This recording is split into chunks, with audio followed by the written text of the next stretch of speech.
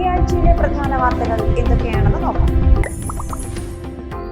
ഒരേ സമയം ഒരു ക്ലാസ് റൂമിന്റെയും ഒരു മികച്ച PSC റാങ്ക് ഫയലിന്റെയും ഗുണം തരുന്ന ചരിത്രത്തിലെ ആദ്യ ഓൺലൈൻ PSC ആപ്ലിക്കേഷൻ. മുഴുവൻ സിലബസ് പാഠങ്ങളും ദൃശ്യരൂപത്തിൽ. PSC കോച്ചിംഗ് രംഗത്തെ അധികായന്മാർ നയിക്കുന്ന ക്ലാസുകൾ. അതെ, PSCtalks. വിഖ്യാത കൊറിയൻ സംവിധായകൻ കിം ഡുക് വിടവാങ്ങി. കൊറിയൻ ഭാഷയിൽ മലയാളികൾക്ക് വേണ്ടി സിനിമയെടുത്ത സംവിധായകൻ എന്ന സ്നേഹവിശേഷണം നേടിയ കിം ഡുക് വിടവാങ്ങി. വിശ്രുത ദക്ഷിണ കൊറിയൻ സംവിധായകനും തിരക്കഥാകൃത്തുമായ കിം ഡുക്കിന്റെ അന്ത്യം ബാൾട്ടിക് രാജ്യമായ ലിത്വോയിലായിരുന്നു. കോവിഡിനെ തുടർന്നായിരുന്നു അന്ത്യം.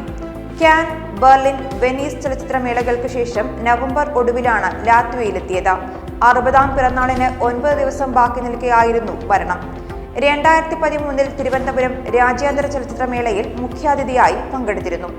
ബൈഡനും കമലയും 2020 വ്യക്തികൾ. ടൈം മാഗസിന്റെ 2020 പേഴ്സൺ ഓഫ് ദി ഇയർ പുരസ്കാരം US നിയുക്ത പ്രസിഡന്റ് ജോ ബൈഡൻ, നിയുക്ത വൈസ് പ്രസിഡന്റും ഇന്ത്യൻ വംശജയുമായ കമല ഹാരിസ് എന്നിവർ പങ്കിട്ടു.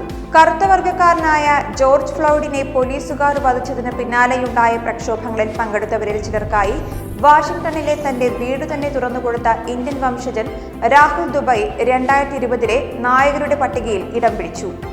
സൂം കോൺഫറൻസിംഗ് പ്ലാറ്റ്ഫോമിന്റെ CEO എറിക് യുവാനാണ് business person of the year.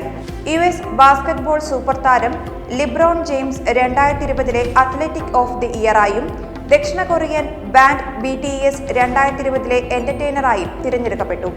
Israel Bhutan നയതന്ത്ര ബന്ധമായി. ഇസ്രായേലും ഭൂട്ടാനും നയതന്ത്ര ബന്ധം സ്ഥാപിച്ചു. ഇരു രാജ്യങ്ങളുടെയും ഇന്ത്യയിലെ അംബാസഡർമാരാണ് കരാറിൽ ഒപ്പുവച്ചത്.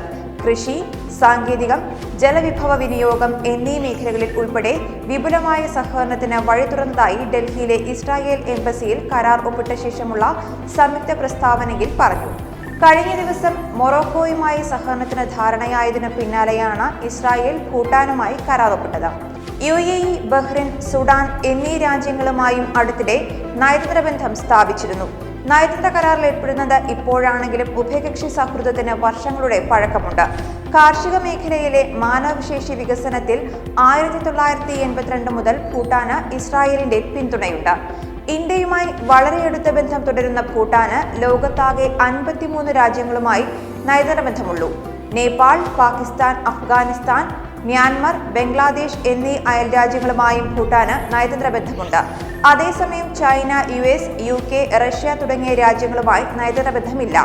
US ഉൾപ്പെടെയുള്ള രാജ്യങ്ങൾ ഇന്ത്യയിലെ ഭൂട്ടാൻ എംബസി മുഖേനയാണ് രാജ്യവുമായി സഹകരിക്കുന്നത്. ചന്ദ്രയാത്രയ്ക്കുള്ള പട്ടികയിൽ ഇന്ത്യൻ വംശജനും. 18-അംഗ ടീമിൽ രാജ് ചാരി. അമേരിക്കൻ ബഹിരാകാശ ഏജൻസി നാസയുടെ അടുത്ത ചന്ദ്രയാത്രയ്ക്കുള്ളവരുടെ പട്ടികയിൽ ഇന്ത്യൻ വംശജനായ രാജാചാരിയും ഇടം പിടിച്ചു.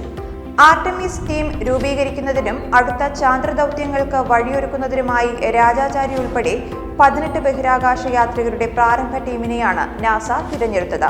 2024 ആദ്യത്തെ സ്ത്രീയെയും അടുത്ത പുരുഷനെയും ചാന്ദ്ര ഉപരിതലത്തിൽ ലാൻഡ് ചെയ്യിപ്പിക്കുമെന്നാണ് US പ്രഖ്യാപനം. 2017 ഇന്ത്യൻ വംശജനായ രാജാചാരി ബഹിരാകാശ സേനയിൽ ചേർന്നത്. US വ്യോമസേനയിലെ കേണലായ അദ്ദേഹം അയോവയിലെ സെദാർ ഫോഴ്സിലായിരുന്നു വളർന്നത്. പുതിയ പാർലമെന്റ് മന്ദിരത്തിന് പ്രധാനമന്ത്രി നരേന്ദ്രമോദി ശിലാസ്ഥാപനം നടത്തി. ഭരണഘടനയുടെ മാതൃകയിലാണ് ശിലാഫലകം. കോൺഗ്രസ് നേതാക്കൾ ചടങ്ങ് ബഹിഷ്കരിച്ചു. 2022 നിർമ്മാണം പൂർത്തിയാക്കി സ്വാതന്ത്ര്യത്തിന്റെ 75ാം വാർഷികത്തിൽ പുതിയ മന്ദിരത്തിൽ സമ്മേളനം നടത്താനാണ് ലക്ഷ്യമിടുന്നത്.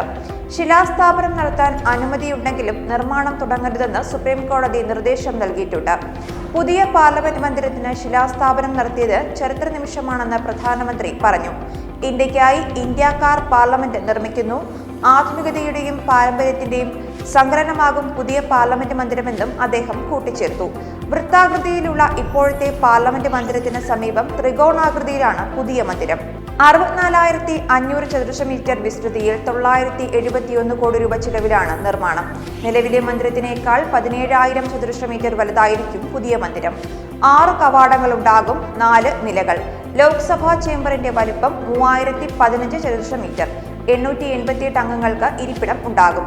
രാജ്യസഭാ ചേംബറിൽ 384 അംഗങ്ങൾക്ക് ഇരിക്കാം. നിലവിൽ ലോക്സഭയിൽ 543 രാജ്യസഭയിൽ 245 അംഗങ്ങൾക്കാണ് ഇരിപ്പിടമുള്ളത്.